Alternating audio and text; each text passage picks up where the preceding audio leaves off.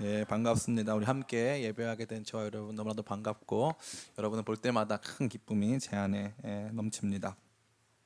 특별히 우리는 세 번에 걸쳐서 이 길, 진리, 생명에 대해서 생각해보고 있습니다. 지난 시간에 길 대신 예수님에 대해서 생각해봤어요. 예수님의 선언은 매우 놀라운 것이었습니다. 다른 곳에 길이 있지 않다 하셨습니다.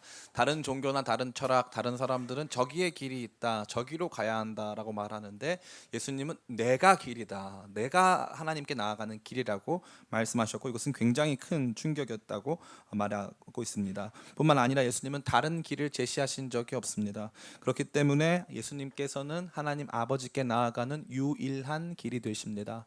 종교다원주의나 상대주의가 자리할 공간이 예수님의 선언에는 그 어디에도 존재하지 않는다는 것입니다. 우리는 이 길 위로 걸어야 합니다. 다시 말해서 우리의 길 대신 예수님을 밟고 하나님께 나아가야 하는 것입니다. 이것은 예수님의 구속의 사역을 의미합니다.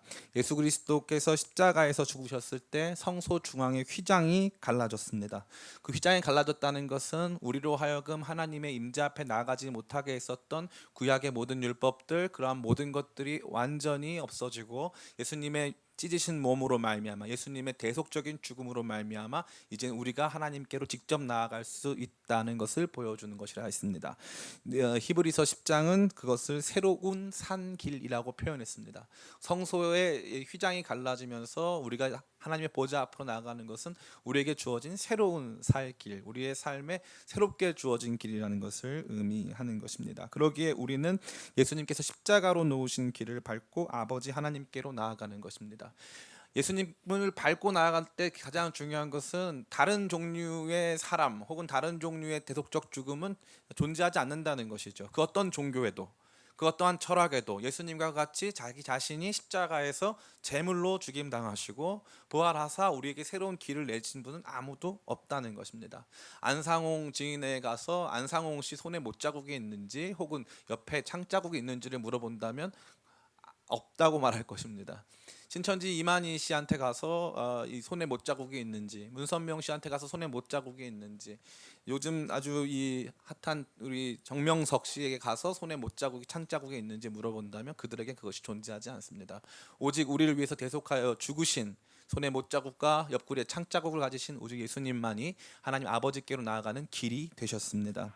그 예수님이 우리 예수님을 밟고 우리는 하나님께로 나아가는 것입니다. 길 대신 예수님을 밟고 갑니다.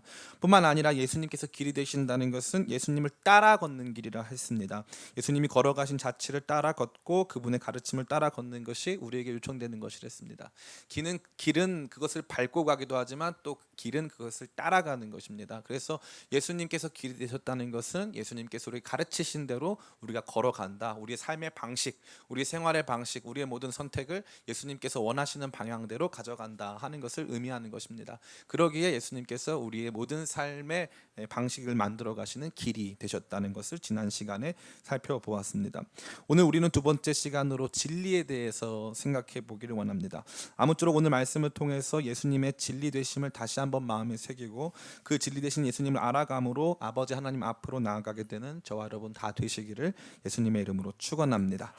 예수님이 진리라는 사실은 우리가 알아야 할 것이 있음을 말해줍니다. 예수님 진리는 아는 것이니까요. 길이 걸어가는 것이고 생명이 얻고 살아가는 것이라면 진리는 알아가는 것입니다. 이 말씀은 우리에게 참된 지식이 필요하다는 사실을 상기시켜주고 있습니다. 우리는 어릴 때부터 무언가를 듣고 무언가를 진리로 여기며 살아갑니다. 이것은 단순한 지식이 아니라 우리로 하여금 살아가고 선택하고 행동하게 하는 원천이 되는 것이죠. 이것이 굉장히 중요한 것은 이 모든 지식들, 여러분에게 주어졌던 모든 지식들 있지 않습니까? 뭐 역사가 되었건 뭐 과학이 되었건 모든 종류의 지식은 일종의 시스템, 체계라는 것이죠. 이 모든 종류의 지식들이 망라된 이 체계가, 진리의 체계가 존재하는데 그 체계는 그렇게 다양하지 않습니다. 우리가 생각했을 때 목사님이 맨날 다른 종교와 기독교 신앙을 비교하고 다른 종류의 철학과 기독교 신앙을 비교하는데 세상에 많은 종류의 사상이 있을 수 있는데 왜 목사님은 너무나도 당당하게 예수님만이 진리라고 선포하고 예수님이 중심이 되는 기독교 신앙 체계가 다른 종류의 철학이나 사상이나 종교 모든 것을 능가한다고 말할 수 있는가? 그것은 우리가 살아가는 데 있어서 필요한 여러 가지 지식들은 일종의 근원적 진리로부터 확장된 지적 체계이기 때문에 그런 것입니다.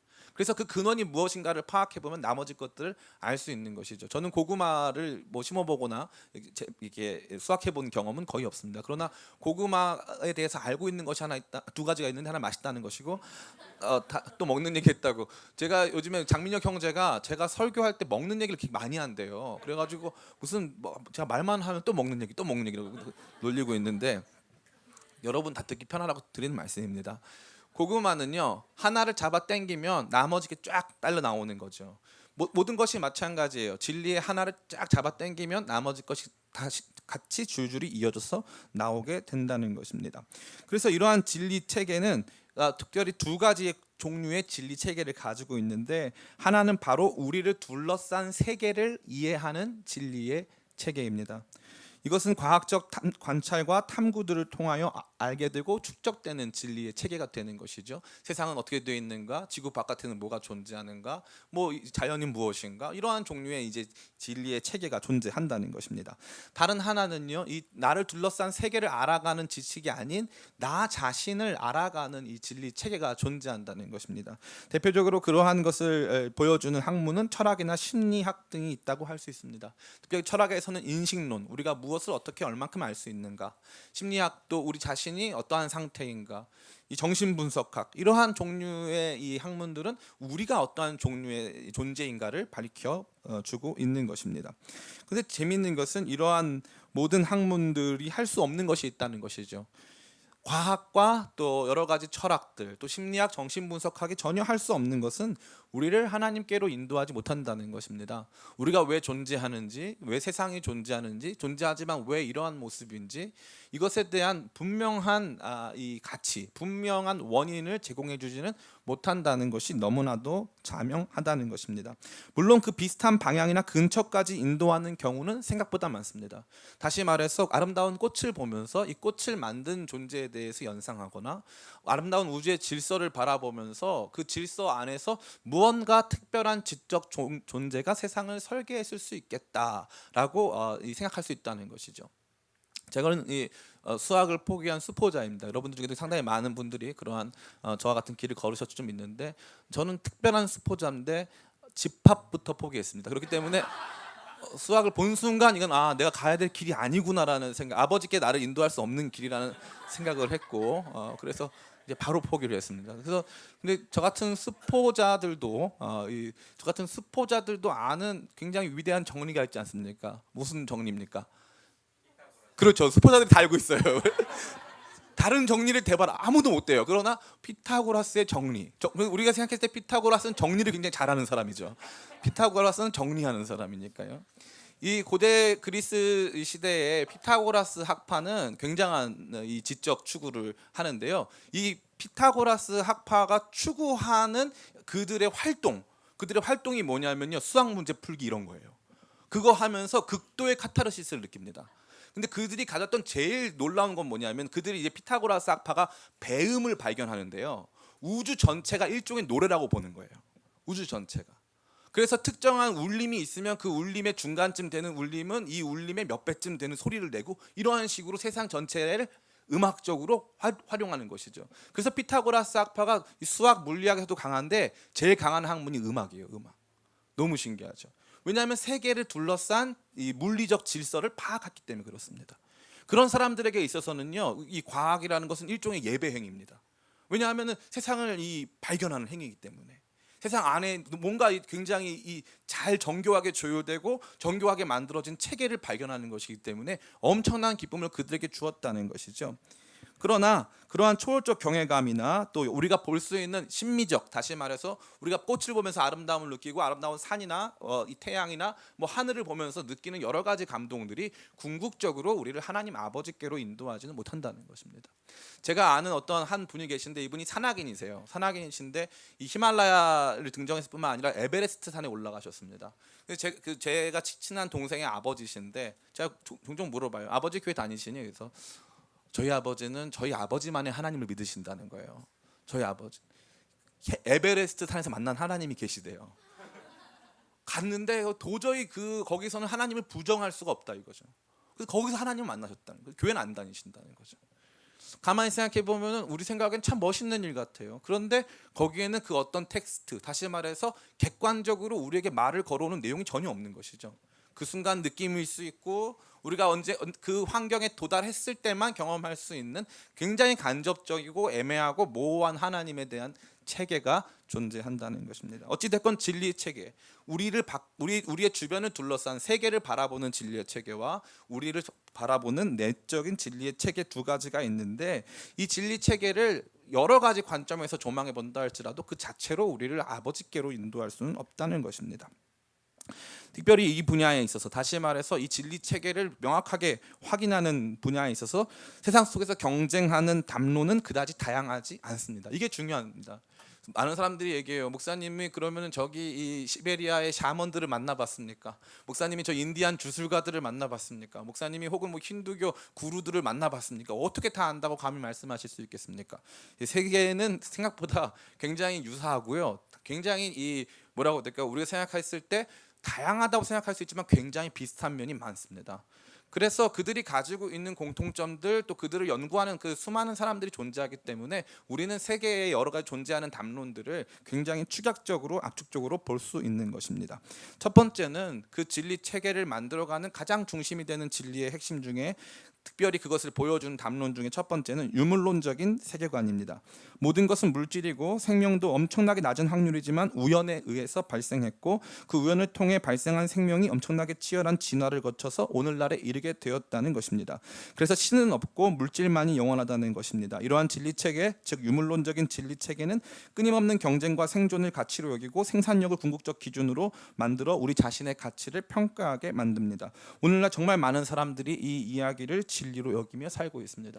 제가 그렇게 안 보이지만 먹기도 많이 먹는데 책도 많이 읽어요. 그래서 최근에 이제 유발 하라리라는 사람의 이제 책을 읽고 있습니다. 그 3부작인데요. 인류와 관련된 3부작. 첫 번째 책이 사피엔스, 두 번째 책이 호모 데우스, 세 번째 책이 21세기를 위한 21가지 재현이라는 책인데 이 사람은 아주 정교한 이 철학자이고 또 사상가라 할 수 있습니다. 근데 이 사람이 제기하는 부분에서도 인간은 사피엔스, 다른 종류의 다른 네안데르탈인이나 이런 종류의 다른 유인원들을 물리치고 진화해서 성공한 사피엔스라는 것이죠.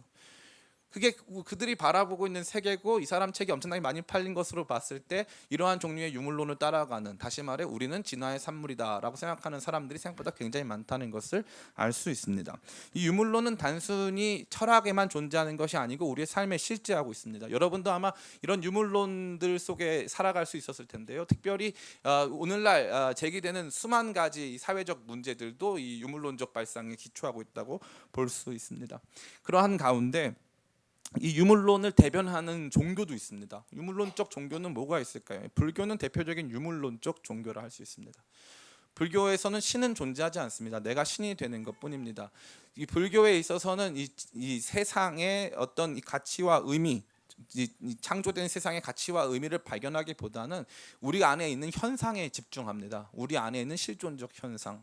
그래서 불교는 어떻게 보면은 이 뭔가 초월적인 우리 자신을 보여주는 것 같아 보이지만 그렇지 않고 결국 아무것도 없는 세계 속에 살고 있는 우리가 취해야 하는 최선을 보여줄 뿐입니다. 이러한 유물론적 세계관 이후에 또 하나의 이 담론이 있습니다. 그것은 다른 것이 아니라 유실론의 담론입니다. 유실론이라는 것은 기독교 유실론이 아닙니다.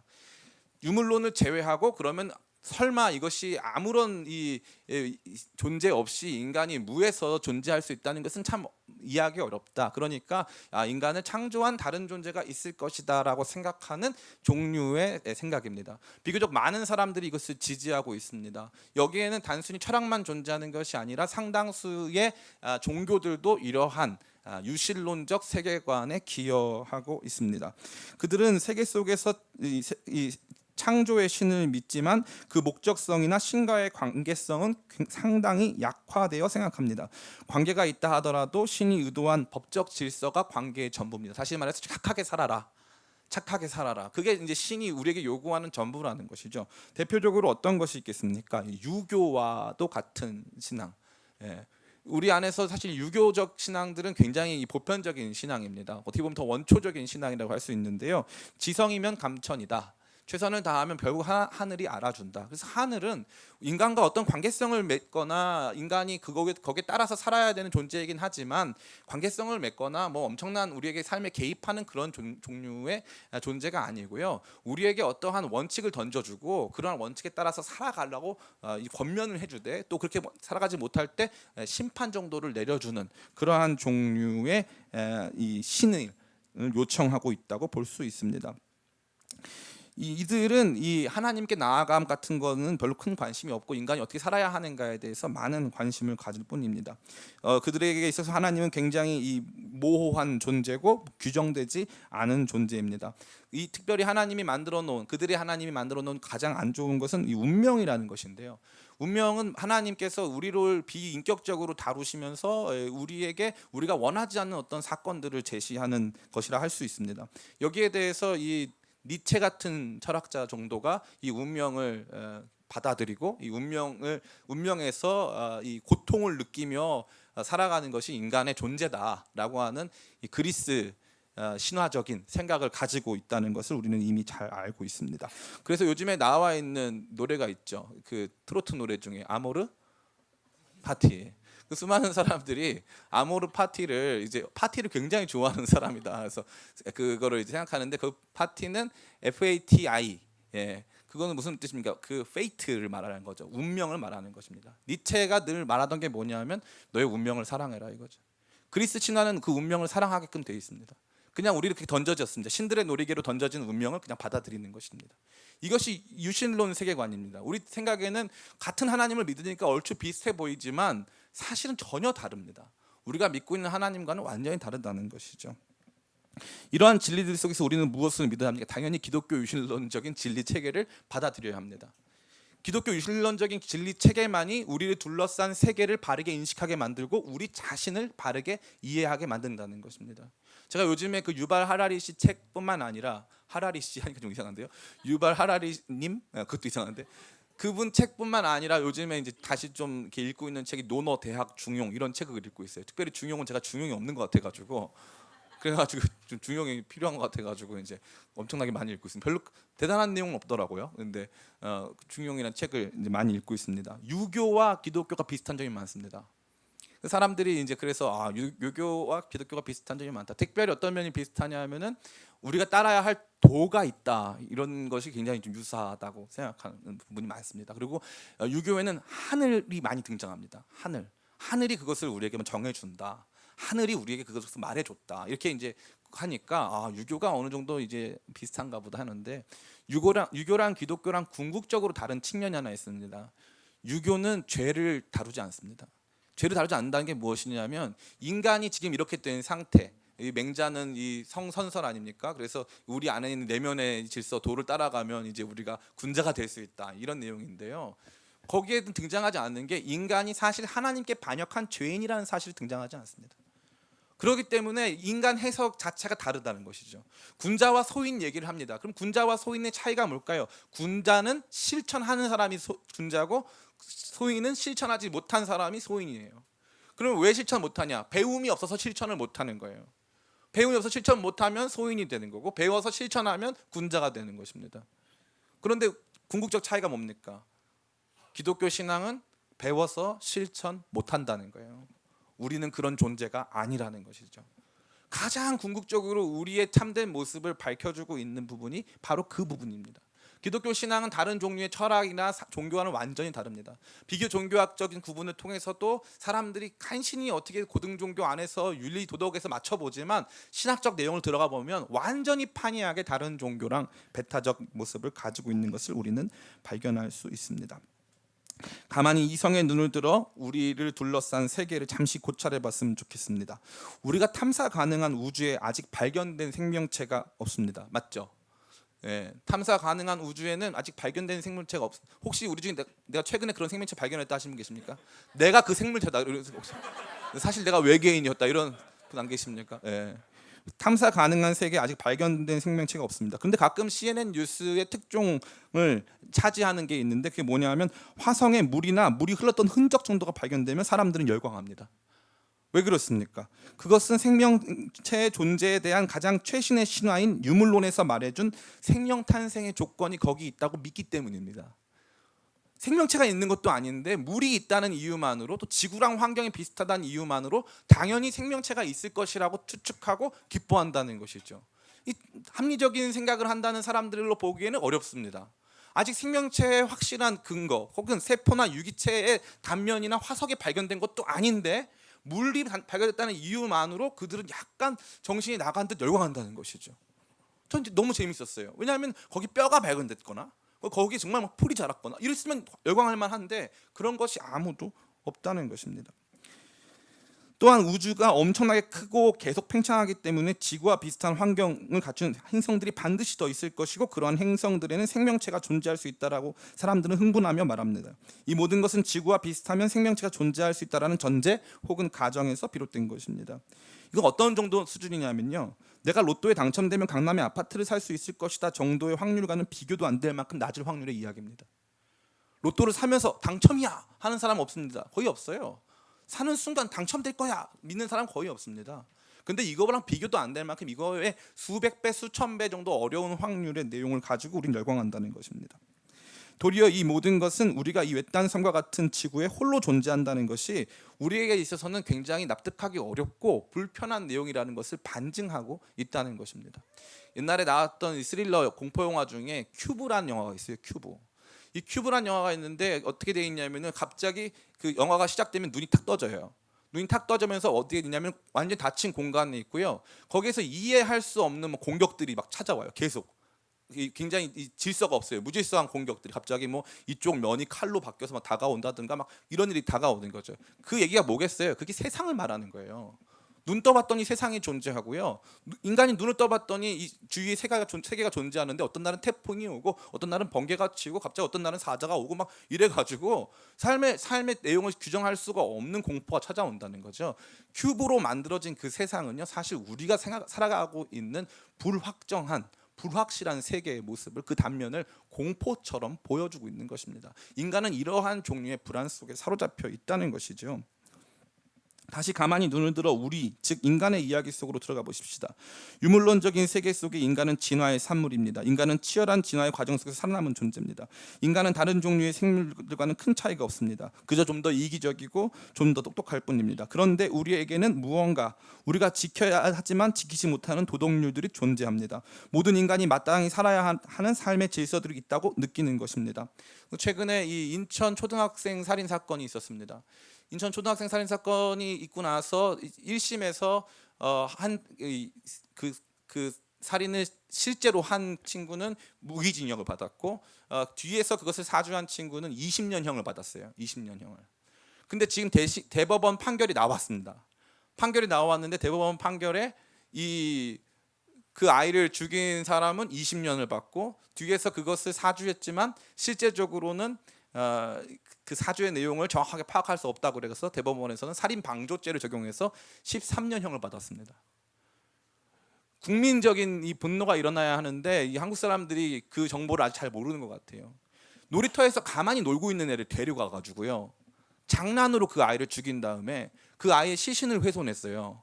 그리고 살인을 종용한 그 친구는요, 가서 그 애를 손가락을 잘라오라 그랬어요. 그래서 실제로 손가락을 잘라서 박스에 넣어가지고 서울역에서 만나서 그것을 전달해 줬습니다. 선물로. 말이 됩니까? 수많은 사람들이 여기에 분노해요. 분노해야 정상입니까? 안 분노해야 정상입니까? 예, 분노해야 정상입니다. 이 말은 무슨 뜻이에요? 우리 안에 이런 것을 보면서 분노할 수 있는 시스템이 장착되어 있다는 거예요. 모든 인간은 모든 사회의 모든 종류의 모든 인간 안에는 이러한 종류의 시스템이 장착되어 있다는 거죠. 어떤 분 저한테 말하는 거예요. 목사님, 사이코패스들은 없잖아요. 모든 과학 범위에서 오차 확률이라는 게, 오차 범위라는 게 있어요. 오차 범위. 사이코패스가 전체 인구의 5%가 넘습니까? 전혀 아니죠. 사이코패스는 그 부분에서 고장이 나 있는 것뿐이에요. 모든 인간이 다 그렇지 않고 모든 인간을 다 그 범주에 넣을 수 없다는 뜻이 아니라 거기에서 고장나 있는 인간이라는 것에 불과한 것입니다. 그런데 수많은 사람들은 어떻게 해요? 이것들에 대해서 우리 모두가 다 동의할 수 있는 법적인 혹은 내면에 자리 잡은 도덕적이고 윤리적인 기준들이 존재한다는 것을 계속적으로 부정하고 있습니다. 그러나 그것을 부정하는 수는 없습니다. 또한 인간은요, 세상을 아름답다고 느끼고 다른 종류의 생명체와 공존하려고 애를 씁니다. 대한민국의 동물을 키우는 이 반려동물 인구는 이미 1,000만 명을 넘어섰습니다. 왜 그럴까요? 왜 다른 동물들과 함께 살아갈까요? 저도 그게 참 궁금해요. 집에 있는 고양이들과 왜 내가 같이 살아가고 있을까? 제가 이 운동하려고 푸시업을 하면요, 내 배 밑에서 자기도 푸시업을 해요. 그 운동을 못 하고 제가 그래서 살이 찌는 거예요. 아, 정말 말도 안 되는 얘기죠. 근데 어쨌건 제가 그런 반려동물들과 함께 살아요. 반려동물들과 함께 사는 게 물론 그 불편한 부분도 당연히 있지만 기본적으로 행복해요. 그리고 저는 가끔 그럴 때 하나님께서 인간을, 이 세상을 얼만큼 아름답게 지으셨는가를 발견해요. 하나님은 인간을 아름답게 만드셨어요. 세상과 공존하고 세상을 아름답게 빚어갈 수 있는 존재로 인간을 만드셨다는 것이죠. 인간은 대충 만들어진 신의 부산물이 아니에요. 인간은 세상을 정의하고 세상의 아름다움을 구현하고 세상이 어떠해야 하는가를 말해줄 뿐만 아니라 이 세상을 보존하고 아름답게 이 멋있게 열매 맺게 만드는 존재가 인간입니다. 놀라운 것은 무엇입니까? 인간은 이러한 종류로 부름받았지만 그럼에도 불구하고 다른 종류의 생명체와는 매우 다른 모습을 가지고 있습니다. 우리 인간은 어떻게 하면 더욱 풍요로운 세상을 만들 수 있는지를 알고 있어요. 그죠? 알고 있어요. 몰라서 못하는 게 아니에요. 발달된 이 과학 문명 속에서 인간은 어떻게 해야 우리 자신이 더 행복할 수 있는가를 알고 있다는 것입니다.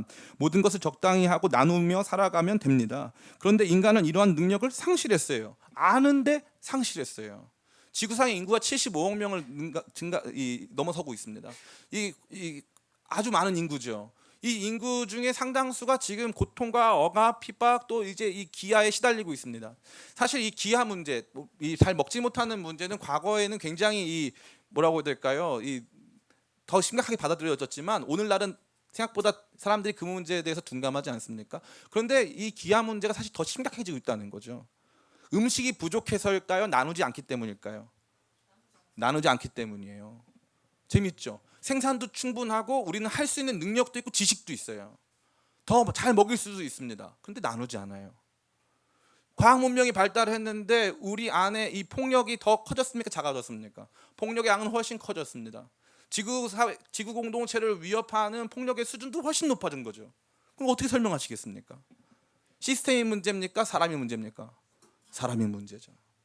사람 안에 어떤 문제가 자리 잡고 있다는 것이죠. 기독교 신앙은 이것을 굉장히 체계적으로 처음부터 보여주는데 우리가 이 이야기를 들으려 하지 않는다는 것입니다. 우리는 유물론적 세계관 혹은 우리 자신이 필요할 때 유신론적 세계관의 일부를 받아들일 뿐 기독교적 세계관 전체를 우리의 진리 체계로 받아들이지는 못하고 있다는 것입니다. 이러한 상황 속에서 예수님은 자신을 아버지께로 가는 진리로 저와 여러분에게 말씀해주고 계십니다. 참다운 하나님 아버지를 알고 우리가 살아가는 세계를 가장 잘 이해하는 방법은 바로 이 유일한 진리이신 예수 그리스도를 알고 만나는 것입니다. 아멘이 써 있어요. 아멘. 이제부터 잠시 그 예수님의 진리 되심을 한번 잠깐 같이 묵상했으면 좋겠습니다. 첫 번째로 예수님 자기 자신이 내가 곧 진리다라고 말씀하셨다는 것은 다른 것은 진리가 아니라는 것을 내포하는 것입니다. 내가 곧 진리다 하는 것은 다른 건 진리가 아니라고 말씀하신다는 거죠. I am the truth. 내가 바로 그 진리다. 아버지께로 올 수 있는 유일한 진리다. 내가 곧 길이요 진리요 생명이 나로 말미암지 않고는 아버지께 올 수가 없다. 그렇기 때문에 내가 아버지께로 가는 유일한 진리다라는 거 예수님께서 배타적으로 말씀하신다는 것입니다. 이 부분에 대해서 수많은 사람들이 이 진리를 어디까지 한정할 것인가를 알지 못해서 안타까운 모습으로 이 진리 체계를 받아들이지 못하고 있습니다. 제가 꼭 말씀드리고 싶으신 것은 예수 그리스도가 우리가 믿는 신앙적 진리 모든 내용의 뿌리가 된다는 것입니다. 구약 성경을 이해할 때도 예수 그리스도를 중심으로 이해하지 않으면 우리는 잘못된 율법주의의 함정에 빠지게 됩니다.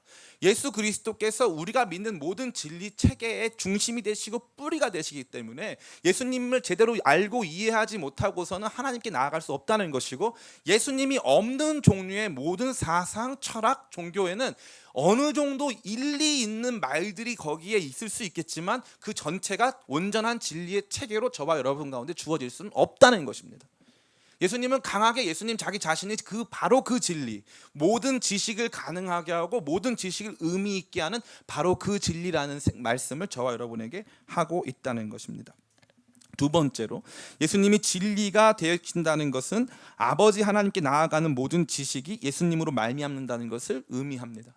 예수님 없이는 예수님을 제대로 알고 이해하지 않고서는 아버지 하나님께 나아갈 수 없다고 되어 있기 때문에 예수님이 진리 되심은 예수님이 아버지 하나님께 나아가는 참된 길을 저와 여러분에게 제시하고 있음을 보여주고 있는 것입니다. 예수님이 아닌 다른 종류의 신앙을 가지고 하나님께 나아갈 수는 없습니다. 수많은 사람들이 이 과거의 원시 종교에서는 샤먼들, 무당들, 영매와 같은 존재들을 의지합니다. 원시 종교는 지금 없어졌을까요? 더 강해졌을까요? 제가 더 말씀드리고 싶은 원시 종교 더 강해졌습니다. 2015년인가요? 영화가 한 편 나왔죠. 무슨 영화였습니까? 곡성이 개봉됐습니다. 곡성은 단순히 이 한국 사회 안에서만 충격을 준 것이 아니라 서구 유럽 사회 전체에도 엄청난 충격을 주었습니다. 곡성 얘기가 뭐죠? 곡성 얘기가 귀신 얘기고요. 곡성 얘기가 그 안에서 이 무당들 나오는 얘기입니다. 사실 제가 곡성과 관련해서는 유튜브에다가 영화 읽어주는 남자 해주고 싶어요. 곡성 사실 그 기독교 영화입니다. 제가 진짜 감히 말씀드릴 수 있어요. 거기에 나타나는 그 사람이 그걸 의도하지 않았기 때문에 더 기독교 영화예요. 그 어둠의 세력들의 이 실체를 파헤치면요, 그 안에서는 그들이 얼만큼 악한 존재인가만 드러나는 것뿐만 아니라 그들이 얼만큼 가짜인가를 보여주기 때문에 그렇습니다. 무당들 가짜입니다. 유튜브를 보면요, 매일 비슷한 시간에 오늘의 운세가 올라와요. 오늘의 운세가. 수많은 사람들이 다 그거 보고 따라가는 겁니다. 그거 보고 가장 아름답고 복된 삶을 꿈꾸고 살아갑니다. 그러나 예수님 없이는, 예수님을 알지 못하면 우리는 하나님께 나아갈 수 없습니다. 예수님을 알지 못하는 반쪽짜리 지식들 속에 놓여져 있는 수많은 사람들이 저와 여러분들이 인도한다고 말하지만 그들은 눈먼 인도자가 되어서 그들 자신도 들어갈 수 없고 여러분도 들어가지 못하게 만든다는 것이죠. 예수 그리스도가 없는 신학, 예수 그리스도가 없는, 미안해, 귀를 막았어요. 미안해요. 미안합니다. 네. 우리 은비 사진 찍어주고 싶은데 미안해. 작게 말할게요. 작게 말할게요. 이런 모습은 처음 봤어요. 이렇게 귀를 막았어요 지금. 와. 제가 작게 말할게요. 빨리 끝낼게요. 그리고 이제 좀 내려놔도 괜찮을 것 같아요. 예수님이 없는 신학, 예수님이 없는 사상, 예수님이 없는 종교는 우리를 하나님 아버지께로 인도할 수 없습니다. 없습니다. 깊이 연구하면 연구할수록 거기에는 진짜 우리로 하여금 하나님 아버지를 만나게 할 수 있는 요소가 존재하지 않습니다. 전 여러분들이 이 예수님으로 말미암아 하나님과 누리게 되는 놀라운 관계 속에서 예수님이 저와 여러분들에게 알려주신 것, 하나님께 나아가는 것이 어떠한 것인지를 여러분 보게 하시는 것, 그것을 여러분 체험하게 되길 간절히 바랍니다. 요한복음 4장에 보면은 사마리아 수가성에 사는 한 여인이 등장합니다. 이 여인은 남편 5이 있었고 지금 있는 사람도 자기의 남편이 아닌 사람이고 남들이 오지 않는 정오에 물을 뜨러 오는 사람이었습니다. 예수님은 이 여자를 만납니다. 이 여자에게 물 달라고 합니다. 그리고 논쟁하시다가 이 여자가 여자에게 이렇게 말씀하십니다. 내 남편을 데려와라. 자기 남편 데려오라고 했을 때 여자가 말합니다. 내가 남편이 없다. 예수님 말씀하십니다. 네가 남편 5이 있었고 지금 있는 사람 남편 5이 있었지만 지금 있는 사람도 내 남편이 아니니 네 말이 참되도다. 그때 이 여자가 첫 번째 질문하는 게 뭔지 알아요? 당신이 선지자 같습니다. 우리는 예배할 곳이 이곳 그리심산에 있다고 하는데 당신들은 예루살렘 가서 예배해야 한다고 합니다. 그럼 나는 어디에서 예배해야 합니까? 예수님이 말씀하십니다. 여인이여, 여자여, 내 말을 잘 들으라. 내가 진실로 진실로 너에게 말하노니 하나님께 영과 진리로 예배할 때가 오나니 곧 이때라. 하나님께서는 그렇게 자기에게 예배하는 자를 찾으시느니라. 예수님께서는요, 이 여인의 예배, 하나님 앞에 나아가고자 하는 이 모든 예배에 대한 지식을 바꿔놓습니다. 이 산에서 예배 드려야 될 것 같은데, 아니, 이제는 예배하는 곳이 중요한 게 아니라 예배하는 때가 도래한다. 영과 진리, 영 곧 진리로 예배하는 새로운 때가 도래하고, 이때 하나님께서는 예배자들이 하나님께 나오는 것이 아니라 하나님이 예배자들을 찾아오신다는 거죠. 완전한 이 인식의 전환이 일어나는 것입니다. 예수님 안에서, 예수님이 가르쳐 주신 새로운 예배, 예수님 안에서 예수님께서 제시하신 새로운 아버지, 하나님 아버지의 모습이 저와 여러분으로 하여금 그분 앞에 나아가 예배하게 만든다는 사실입니다. 세 번째로, 예수님은 내가 곧 진리라고 말씀하시며 자신을 진리와 구별하지 않았음을 기억할 필요가 있습니다. 다시 말해, 우리가 지난 시간에 예수님을 길이라 여기며 예수님을 밟고 지나가야 한다는 것처럼 예수님 자신이 진리라고 말한다는 것이죠. 이것은 진리가 단순한 지식이나 알아야 할 사실들의 총체가 아니라 예수님이라는 인격 그 자체가 진리가 된다는 것을 저와 여러분에게 말하는 것입니다. 그래서 예수님께 대하여 아는 것 정도로는 불충분하고, 예수님을 아는 것, 다시 말해 그분과의 인격적인 조우와 만남 속에 그분을 아는 것이 우리에게 실제적인 진리의 능력을 주는 것을 말해주고 있다는 것입니다. 다시 말해 예수님께서 이렇게 말씀하시는 것이죠. 너희가 나에 대해서 알지 못하면 아버지께로 갈 수 없느니라. 이 정도 수준이 아니라 너희가 나를 알아야 된다는 것입니다. 예수님을 알아야 하나님께 갈 수 있다는 거죠. 그럼 예수님을 안다는 것은 무엇일까요? 신약성경, 구약성경 공의, 안다라고 하는 단어는 그냥 단순히 책을 읽어서 아는 명지의 이야기가 결코 아닙니다. 예수님을 안다, 하나님을 알다, 남자를 알다, 여자를 알다, 이런 모든 알다라는 표현은 경험하여 실제로 알게 된다는 것을 말하는 것이죠. 우리에게 주어진 진리는 단순히 책에서 보는 진리가 아닙니다. 제가 아는 굉장히 유명한 신학자가 있습니다. 제임스 던이라고 하는 사람인데, 신학적으로 굉장히 탁월한 사람입니다. 굉장한 학적 권위를 가진 사람이죠. 제임스 던 교수에게 물어보면 자기는 예수님 안 믿는다는 거죠. 예수님을 믿는 수많은 목회자들은 그분 책을 인용합니다. 박사학위를 받기 위해 혹은 석사학위를 받기 위해 그분 책을 읽어야만 합니다. 성경에 대해서 가장 탁월한 지식을 가지고 있는 사람 중에 한 명입니다. 그러나 그 사람은 예수님을 안 믿습니다. 우리가 성경에 대해서 얼만큼 알고 신학적인 체계에 대해서 얼만큼 아느냐가 우리가 진리를 알고 있느냐를 말해주지 않는다는 것입니다. 예수님을 아는 것, 그분을 만나고 그분을 체험하는 것이 참된 진리 알게 됨이라는 사실을 예수님께서 저와 여러분에게 말씀하여 주신다는 것입니다. 목사님, 그러면 그건 어떻게 한다는 것일까요? 그러면 우리에게 주어진 명제적인 진술들, 명제적인 진리들을 모른 채 그냥 예수님을 만난다는 걸까요? 그게 아니죠. 우리에게 주어진 이 진리가 우리의 전 인격으로 들어온다는 것입니다. 우리의 머리로 알게 된 내용들이 우리의 가슴으로 들어와 그 내용이 무슨 뜻인지, 그 내용이 도대체 어떠한 의미인지를 깊이 알게 하고 그것으로 말미암아 궁극적으로 우리로 하여금 살게 한다는 것입니다. 어떤 사람이 옛날에는 편지로 사랑 고백을 많이 하지 않았습니까? 그랬나요? 편지로 사랑 고백을 이렇게 많이 하는데, 편지로 사랑 고백을 많이 하는데 거기에 이제 내가 좋아하던 한 사람이 저한테 이제 편지 썼다고 치십시다. 그래가지고 내가 당신에 대해서 가만히 보니까 볼 때마다 심장이 뛰고 당신에 대한 생각이 하루 종일 멈추지가 않고 당신이 정말 보고 싶어요라고 썼는데, 이 사람이 그렇군. 지금 심장이 이렇게 빨리 뛰는 상태군. 하루 종일 나를 보고 싶은 상태야. 상사병이네. 이렇게 하고 말 수 있는 사람이 있을까요, 없을까요? 없어요. 내가 정말 그 사람을 좋아하는 것이라면 거기가 무슨 말을 하고 있는지를 안다는 거죠. 이 사람이 나를 원하고 있고 날 사랑하고 있다라는 거죠. 그것을 단순히 명제적이고 단순히 이 글에 써 있는 내용으로 받아들여서 그걸로 삶을 바꿀 수 있는 사람들은 아무도 없다는 것입니다. 예수님을 안다는 것은 진리 대신 예수님을 총체적으로 만난다는 것입니다. 그분과의 엔카운터링, 그분과의 완전한 충격, 그분과의 만남, 그분과의 조우, 그분을 우리의 인격 전체로 만나게 됐을 때 그분이 우리에게 말씀하신 그 내용이 우리 속으로 들어오고 머리로 이해할 뿐만 아니라 그것이 어떠한 의미인가 가슴이 느끼고 그것이 우리로 하여금 그러한 길로 걸어가게 만드는 능력이 된다는 것입니다. 이 진리의 전 인격성, 이 진리의 전 인격성을 체험하며 알아갈 때 저와 여러분 안에 놀라운 변화가 일어나는 것입니다. 사랑하는 성도 여러분, 오늘 말씀을 다 마쳤습니다. 예수님만이 유일한 진리, 우리가 믿는 기독교 유실론적 진리 체계의 원천이 되는 바로 그 진리가 되심을 믿으시기를 간절히 축원합니다. 다른 종류의 사상 철학에도 우리가 듣고 배우고 본받을 만한 내용이 있지만 궁극적으로 우리를 하나님 아버지께로 인도하는 진리 체계 전체의 가장 중요한 핵심에 예수님께서 계심을 여러분이 깊이 받아들이시기를 간절히 축원합니다. 뿐만 아니라 예수님께 대한 모든 지식들은 예수님께 대한 모든 지식들은 우리로 하여금 하나님께 나아가게 하는 진리가 된다는 것을 여러분 꼭 기억하시길 간절히 바랍니다. 우리를 하나님께 나아가게 하는 모든 진리. 이것은 제가 고린도전서 인용하려고 했었는데, 십자가는 유대인들에게는 꺼리는 것이요 헬라인들에게는 미련하게 보이는 것이라 했습니다. 그런데 이것이 우리가 그것을 성령 안에서 믿게 됐을 때 이것은 하나님의 지혜가 되는 것입니다. 다시 말해서 예수 그리스도께서 행하신 일, 예수님께서 당하신 십자가의 고난과 죽으심은 하나님의 놀라운 지혜를 보여주는 진리 체계라는 것입니다.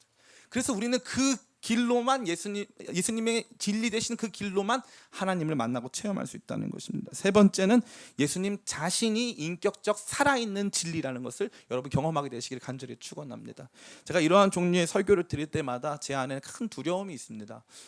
이 설교 끝나고 나면 목사님 그럼 전 무엇을 해야 되나요? 우리는 늘 그 생각이 있어요. 설교 끝나면 내가 무슨 실천을 해야 되는가? 그 마치 뭐와 같냐면 유튜브 보면 홈 트레이닝 그게 있거든요.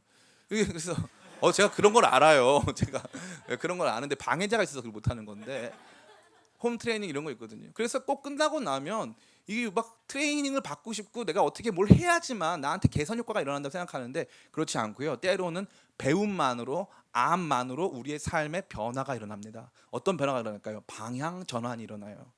우리의 실천, 우리의 노력들. 다시 말해 예수 그리스도 없는 실천, 예수 그리스도 없는 노력들. 교회에서 착하게 살라 그랬어. 교회에서 술 담배 먹지 말라 그랬어. 원래 담배 먹지 않죠. 그런데 하지 말라 그랬어. 이러한 종류의 잘못된 윤리들이 우리 안에 가득 차면요, 그 다음부터 우리의 신앙적 관심들은 잘못되는 거예요. 제가 그 생각 너무 많이 드는 게 많은 청년들이, 많은 사람들이 이런 생각해요. 나도 교회 가서 신앙생활 많이 해봤는데 별거 없더라. 별거 많아요. 별거 많아요. 미안한 말인데 몰라서 그러세요. 여러분이 몰라서 자꾸 이거를 자꾸 내려놓는 거죠. 자꾸 안 배우려고 하니까 몰라서 신앙생활 해봤더니 별거 없다. 별거 엄청나게 많습니다. 우리가 믿는 이것이 진리입니다. 세상 모든 사람이 알아야만 하는 내용이라는 것이죠. 그것을 우리가 경험하기 시작하면 달라지는데, 그것을 예수님을 인격적으로 만나기 시작하면 완전히 달라지는데, 세상이 거짓말 같아 보이지 않기 시작하고요, 세상 하는 얘기가 다 재미있게 들려오기 시작하면서 주님의 말씀이 우리를 지배하지 못하는 것입니다. 누가 이렇게 합니까? 그는 거짓의 아비라. 원수사단 마귀가 날마다 여러분을 속이는 것입니다. 저는 여러분들이 그러한 속임에 빠지지 아니하고 날마다 진리 되신 예수님을 알아감으로 하나님 아버지께 나아가는 복된 삶을 누리시기를 예수님의 이름으로 축원합니다.